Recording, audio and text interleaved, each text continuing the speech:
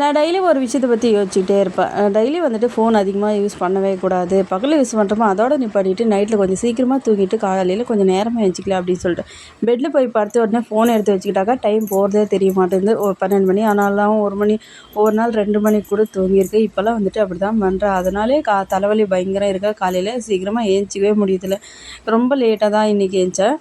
என்ன மாரி house wife யாரெல்லாம் ஃபோன் அதிகமாக யூஸ் பண்ணுறீங்கன்ட்டு மறக்காமல் கமெண்ட்டில் ஷேர் பண்ணுங்கள். ஏன்னா வந்துட்டு நான் மட்டும்தான் இப்படி இருக்குன்னா நீங்களும் இப்படி இருக்கீங்களான்னு நானும் தெரிஞ்சுக்கணும். அதனால் காலையில் 7 மணிக்கு தான் எழுந்திச்சேன். ஏந்திரிச்சுமா பார்த்தீங்கன்னாக்கா நைட்டே மாவு அரைச்சி வச்சுருந்தேன் தோசைக்கு. ஃபஸ்ட்டு தேங்காய் சட்னி அரைச்சிட்டு தம்பிக்கு வந்துட்டு லஞ்ச் பாக்ஸுக்கு புளியோகரை பொடி செஞ்சு வச்சுருந்தேன் ஒரு 2 நாளைக்கு முன்னாடி.